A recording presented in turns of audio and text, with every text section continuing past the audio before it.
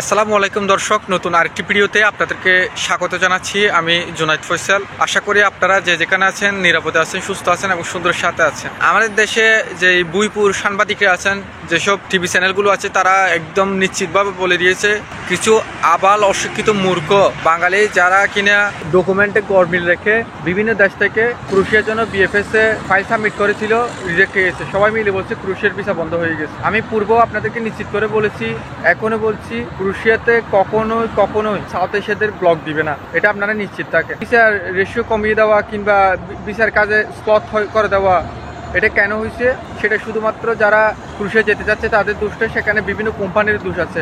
যেহেতু আপনারা জানেন ক্রুশিয়াতে কিন্তু অনেক সাপ্লাই কোম্পানি ছিল, সেই সব সাপ্লাই কোম্পানি থেকে পারমিট এনে ভিসার জন্য আবেদন করতে অনেক সময় ভিসা হয়ে যেত। কিন্তু দেখা যেত কি ক্রুশিয়াতে যাওয়ার পরে ওই কোম্পানি নিয়ে যাওয়া লোকদেরকে কাজ দিতে পারছে না, ছেড়ে দিচ্ছে, এবং তারা সেখানে উপায়ান্তর না দেখে আশেপাশের দেশগুলোতে যাচ্ছে। ব্যাপারটা এমন না যে ক্রুশিয়া সরকারে যারা এসব নিয়ে কাজ করছে তারা কিছুই জানে না। তারা বিভিন্ন ক্যাম্পে ধরা পড়া বাঙালিদেরকে কিংবা যারা অবৈধ হয়ে গেছে তাদের কাছে জিজ্ঞেস করছে সমস্যাটা কি, তারা সমস্যাটা জানতে চাইছে। আমাদের দেশে দেখা যায় কেউ অপরাধ করলে তাকে শুধু শাস্তি দেয়। সব দেশে অপরাধ করলে শাস্তি যেমনটা হবে, একই সাথে ওই অপরাধ কিভাবে থামানো যায় সেটার জন্য কিন্তু কাজ করা হয়।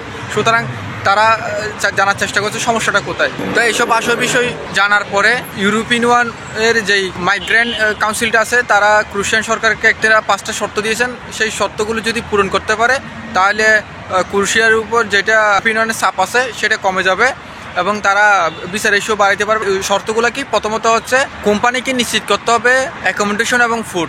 আপনি একটা লোককে বিভিন্ন দেশ থেকে নিয়ে আসবেন, এখানে তার কোনো আত্মীয় স্বজন কোনো কিছু নাই, ভালো মন্দ ড্রাইভার আপনাকে নিতে হবে। এই কারণে সে কোন ধরনের বাসায় থাকতেছে, ওই বাসাটা আন্তর্জাতিক মানসম্পন্ন কিনা, অর্থাৎ আন্তর্জাতিক লেবার আইনের যে মানদণ্ড আছে সেই মানদণ্ড অনুযায়ী কিনা, এবং তাকে যে ফুড দেওয়া হবে সেই ফুড মানসম্মত কিনা এটা নিশ্চয়তা দিতে হবে। জানেন না হয়তো, দেশে যারা থাকেন, বিদেশ বাড়িতে সবচেয়ে বড় সমস্যার জায়গা হচ্ছে চিকিৎসা। আপনার আইডি না থাকলে, আপনি অবৈধ থাকলে বা আপনার প্রপার ডকুমেন্ট না থাকলে, আপনার ইন্স্যুরেন্স না থাকলে চিকিৎসা করাইতে বেশি সমস্যার মধ্যে পড়তে হয়। ক্রুশিয়াতেও যারা লোকাল ওয়ার্কার আছে তাদের সমস্যা নেই, কিন্তু যারা ফরেন ওয়ার্কার আছে তারা যেহেতু চিকিৎসা ক্ষেত্রে সমস্যার মধ্যে পড়ে, সেজন্য বলা হয়েছে অবশ্যই চিকিৎসা কাজকে নিশ্চিত করতে হবে যে বিদেশি ওয়ার্কার যারা ক্রুশিয়াতে কাজ করবে তারা যেন সহজে চিকিৎসা পেতে পারে। এরপরে প্রস্তাবটা ছিল হচ্ছে স্যালারি নিয়ে। ক্রুশিয়াতে তুলনামূলকভাবে স্যালারি কম ছিল। দেখা গেল কি আগে 1000 ইউরো স্যালারি দিত যারা বলকান অঞ্চলের ওয়ার্কার ছিল। ইউরোপিয়ান ইউনিয়নভুক্ত দেশ নয় এমন দেশের লোকদেরকে, আর সাউথ এশিয়া বা যারা এইসব নিম্ন অর্থনীতি দেশ আছে সেই সব দেশের লোকদেরকে দেওয়া হইতো 700-800।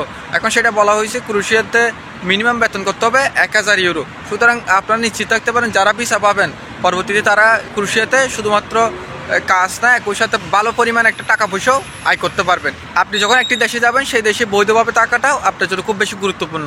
সুতরাং ক্রুশিয়াতে আগে গেলে টিআরসি হয়তো 3 মাস 6 মাসের অনেক ঝামেলা হইতো, এখন ওই ধরনের হবে না। একটা বিদেশি ওয়ার্কারকে ক্রুশিয়াতে আনলে তাকে মিনিমাম 3 বছরের টিআরসি কার্ড দিতে হবে, এবং টিআরসি কার্ডটা কোম্পানির আন্ডার রাখে না, এটা সরাসরি সেখানকার মন্ত্রণালয়ের অধীনে নিয়ে গেছে।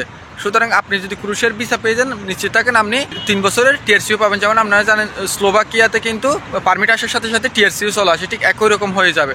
তো এই 5টি নিয়ম নীতি যদি তারা পরিবর্তন করতে পারে, শ্রমিকদের সামাজিক উন্নয়ন করতে পারে, সোশ্যাল সিকিউরিটিগুলো দিতে পারে, তাহলে তাদের উপর যে একটা চাপ আছে সেটা চলে যাবে। এবং আমরা আশা করতে পারি যে এখন যারা ফাইল জমা দিয়েছেন কিংবা আগে যারা জমা দিয়েছেন রিফিউজ হয়েছেন, তারা সবাই মার্চ এপ্রিলের দিকে কিন্তু ভিসা পেয়ে যাবে। তো এটাই ছিল লিগ্যাল খবর। এরপরে কোনো নতুন আপডেট হলে আপনাদেরকে জানিয়ে দেবো। ভালো থাকবেন। আসসালামু আলাইকুম।